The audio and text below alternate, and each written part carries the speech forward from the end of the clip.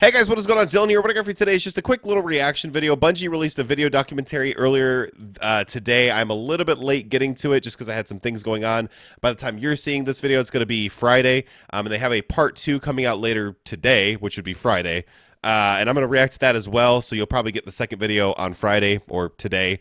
The day this video is coming out. So I'm just going to watch the video, react to it, make some comments. I'm not going to try to pause it too much, just kind of let it go, but I may pause it if there's something kind of crazy that I want to talk about. So anyways, all right, without further ado, just going to play it and we'll go from there. And Tyson, take one, marker. There's a line that emerged in Destiny 1 that wasn't planned for, but is very deliberate by the person who put it in the game, and is very resonant for Destiny players, and resonant for me as a person. And that line is, Guardians make their own fate. I feel like we're going to get a lot of nostalgia in this video documentary, this Vidoc. That still gives Red me War goosebumps. campaign stuff. For me, that has sort of become a touch point for the Destiny story. Vault. Again and again. Man. External forces. Gosh, come I and try wish, to for people impose that a didn't fate get to play Red War upon campaign, I and wish you guys would have got to humanity. experience that. I miss it. And again, you show them that they Witch can't Queen do was that. goated. We make our own fate. That's not just a powerful theme of Destiny, it's also a powerful theme for us as people, as both developers and as humanity. We make our own fate. Become legends. Part 1, Confronting. I don't know how many parts there's going to When be. you're I know talking there's about 2 at 10 years of least. story, there's a lot of stuff crammed in there, and there's a lot of things that we could do and could talk about. But as storytellers, the hardest part isn't coming up with the ideas, it's knowing which ones are the important ones.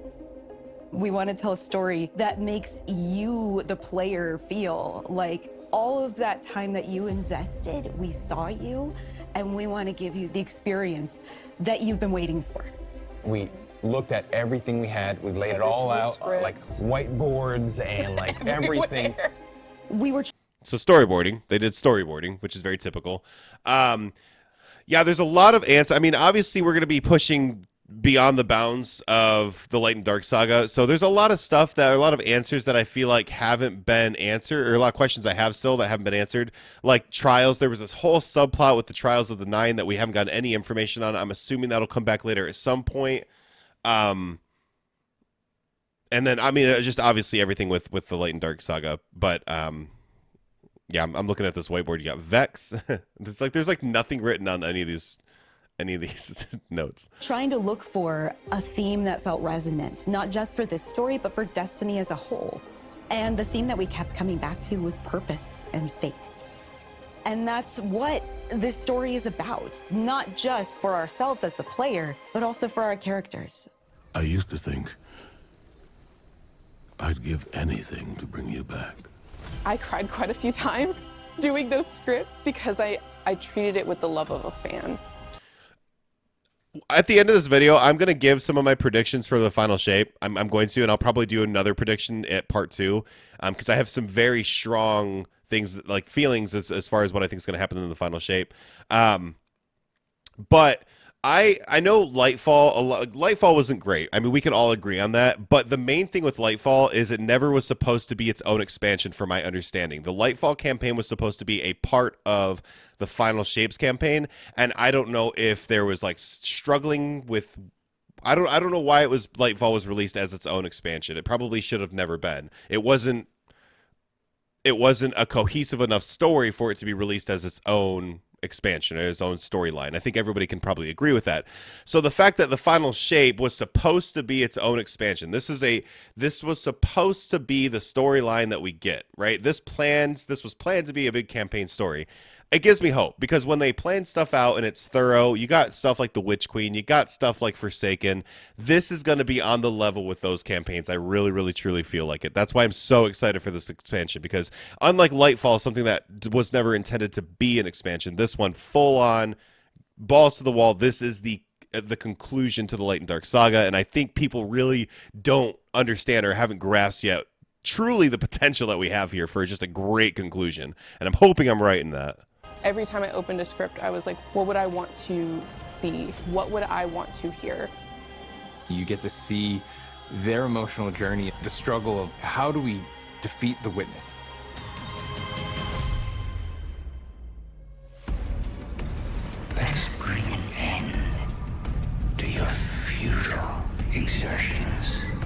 The witness sees itself as the one true God. So it's come to the traveler because it needs the power of the traveler's light to finish this vision. Its goal is salvation. Why don't you want that? Be reborn. Our mission is to make sure that we can prevent it from getting the light, the thing that it needs, in order to make it all happen. It's finally confronted the traveler, and here we are, thorns in its side, a blip on its radar, trying to make a difference. You're gonna speak to the witness, and the witness is gonna shine a light on some things, and you wonder, like, what would it be like? What would it be like to be a disciple of the witness? Your guardian's use has yet to be determined. Can I just say as well, I mean, look at that freeze frame. Every single aesthetic that I've seen from the final shape is just gorgeous, just absolutely beautiful. This looks like, you know, we're going to have some tie-ins with the Iron Wolves, like Saladin. But if you're not familiar, if you don't know, the raid, I believe they mentioned in the tweet earlier today that the witness is going to be the raid boss. So it makes me wonder what exactly this campaign is going to end in. And again, I'm going to get to my prediction at the end of this video for like the final shape, but it just makes me wonder, what is this storyline that we're actually going to receive? What is the final mission here? I mean, it makes me think that we're going to lose to the witness. We're going to lose. And then it's kind of like a Thanos thing in the Marvel Cinematic Universe, because there might be a portion of people that agree with the witness's plan, that whole idea of Thanos's consuming half the population, oops, hit the mic, half the population, and life for that remaining half is better. So with them saying that we're going to be conflicted, we might get this idea of like, well, maybe with, you know, what the witness is giving us, maybe things would be better. What if we did just relinquish all control? It's really interesting to think about. We're in need of a god killer. Every time you hear the witness, you're not just hearing one voice, you're hearing whispers in the background, you're hearing all of these other textures. You're still... I personally love the witness's design. You can feel a subtext sometimes where the real witness comes through, or at least things that it doesn't want you to know about it come through. There is only suffering! Putting characters into pressure cookers is what storytellers do best. And I can't imagine a more intense pressure cooker than it's the end of the world. So beautiful. If we fail, everything is frozen forever, and only we can do it. It's just the handful of us. Look how beautiful it is, man. The landscapes are gorgeous with the final shape. Absolutely gorgeous. There were a couple of themes that we had when we started on the Pale Heart. The two main ones that I remember were surreal and Shattered to Spire. Seeing how they put a tiny little guardian at the beginning of this vast journey that's spreading out in front of you really put into perspective the scale that we needed to hit in order to make the Pale Heart look and feel dangerous and ambitious and vast. When we were thinking of surreal things, it was a bit of a challenge, because how do you make something surreal? For me, is putting familiar things out of context. What is the thing when you turn the corner that you are not expecting? So that's when we play with scale, we play with unexpected things, repetition. Big ghost? This awesome piece of concept art that is like this massive ghost in the horizon, and you just like go over there and it's just like broken down in the middle, and it's just so weird in a way cool. that is unsettling, but at the same time feels very visceral. Another one that we used was body parts, and it sounds a bit I've seen the hands. Because we didn't want to do body horror. So I was taking screenshots from the game and just trying to find silhouettes and things that would look surreal. And I started replacing all the trees with hands. So all the limbs was made out of fingers coming out, and eyes were on the floor. And I do remember our direction was like that, like more hands. Are there hands holding up the freeway in which we were born? Yes. You'll recognize it instantly, and then almost as quickly, you'll realize you've never been here before. I definitely feel like there's some aspects of the Pale Heart where like, this is freaking weird and scary, I want to take that risk. I want to push a little bit of what expectations of a destination can be, and I hope that players love that. It kind of looks like that place in Loki season 1 where they get of the Witness, not just on like the wasteland, Traveler, but also on the races that it's interacted with that we've seen so far. The Dread are a result of the Witness experimenting with the light. So while it's inside the Pale Heart, it's able to access the light as it's trying to siphon it. It is using that light to create and alter new and different combatants. And so we've encountered some of these members before. Now we have a name for them. The new Dread units. They're using a new language, collaborating with narrative. We went through and used this constructed language tool to generate different phrases and figure out like grammar structures and other things. The pyramid language that the new Dread units speak is actually translatable. So players, if they're really interested in figuring out what the pyramid units are saying, could decipher these. Could. Kos yen itget. Baktoku vakad. The Husks are an interesting addition to Destiny because you've never fought anything like them before. We talked about, oh yeah, they need some big weapons. Like, it needs to look like this thing is serious business. They wanted a bit of a secondary unit on it, so like a 2-in-1. As the sketches were progressing, we were kind of like, oh, this feels like it's sentient. And we just love the idea. We had all these different sound effects in our library of water bladders that make some really cool sounds when you're shaken. We used some sounds of slapping jello too. That must be so fun. So that was kind of the foundation for the Husk. You have all these real physical sounds that come together and it feels like an alien moving around in the stomach of this thing. It's like a parasite. The collaboration between the different disciplines and the trust we have for each other. At the end, it comes out better than anybody could have made individually. I'm not really blown away with the weapons yet. I mean, I got to use them stuff, but... There's a moment where you realize, looking at the final shape, that it's not just a story about the Guardian's journey. It's also kind of the story of Destiny's journey.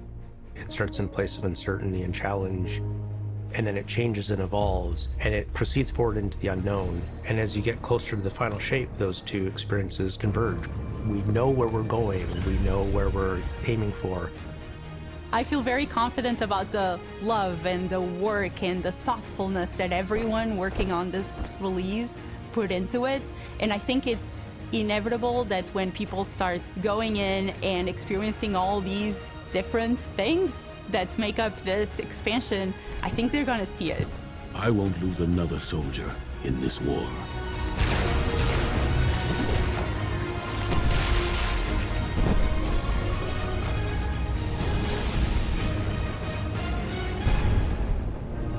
All right. Yep. So, yeah, I already got it. Okay, so let me get to my quick kind of first. So I actually might end up releasing this tonight as a video. I might not do it tomorrow. I might just release it tonight and do the second one tomorrow. Okay, so here's what my predictions are. My predictions are, because obviously there are 3 more episodes with Destiny, so Witness isn't it. I mean, I'm interested to see where they're going to take the story next. Now, I don't think that they're going to jump into the next part of the story with this campaign of the final shape.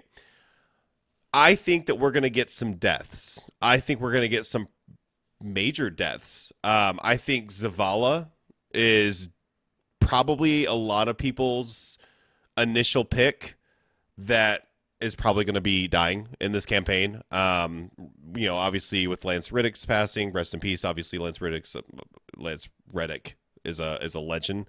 Obviously he passed, and I don't think they're going to carry on that character. I believe, if I remember correctly, he recorded voice lines for the final shape. He was done with his voice lines, so they may not have initially included a death, but they may have tied one in after the passing of Lance, maybe.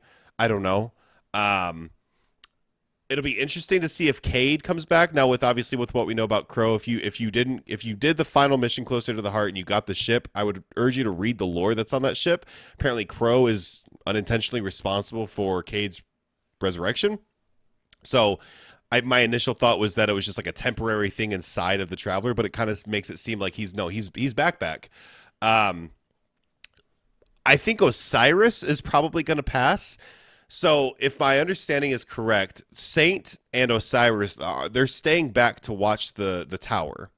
Well, in the trailers that we got, we see Saint 14 in the tower, in the Traveler. So something brings him to the Traveler. So I think and obviously Osiris is ghostless. He doesn't have Sagira. So I think his death would make sense. And then obviously that would then cause Saint to maybe put someone else in charge of the tower, and he would show up pissed. And we might get like a really cool badass Saint 14 sort of moment. It'd be really cool if we got Shaxx. Like, I want to see everybody on the front lines. I want to see Ikora. I want to see Zavala. I want to see Cade. I want to see Shaxx show up. Like, I even want to see Banshee show up. Like, I just want to see everybody on the front lines fighting for the cause. I think Osiris and Zavala are going to be two of the main deaths. I think there might be more. But as of right now, I'm thinking Zavala and Osiris are two deaths. Maybe even someone like Ikora, but I personally don't think so. I think the two that I mentioned earlier are kind of like my guaranteeds, not guarantees, but I feel very strongly in. I think Crow possibly could die, and I think mainly the idea behind that is probably because everybody in the community is like, yeah, screw that guy. Nobody liked Crow. Nobody has liked Crow or Uldren. So that's possible, but. Anyways, I've been talking long enough. I'll probably get some more, maybe with tomorrow's video, I'll get more of a more kind of like a prediction for what I think the final shape is going to bring. But I'm saying it right now. I think that we're going to get a Zavala death. We're going to get an Osiris death. I think at the end of the final shapes campaign, I think the Witness is going to have a victory, a small victory, kind of similar to the end of Infinity War in Avengers Infinity War, where Thanos technically won. And then the raid is going to be us going and finishing him off. But the repercussions or the devastation of what he did to win is already going to be there, which is going to allow us to try to clean up the mess that's been made for the next, few episodes. And then I think we're going to get, wraps up with like the Elixni and all sorts of stuff. Anyways, that is all I got. Let me know. I'm very, very curious. Let me know what your predictions are in the comments below. Leave a like if you like this video. Subscribe if you want to see more content. And yeah, I'm very, very interested. I'm posing that question to you. Let me know down below what you guys think is going to happen in the final shape. Let me know if you're excited. And that is all I got for you guys. I will talk to y'all later. Love y'all. Bye.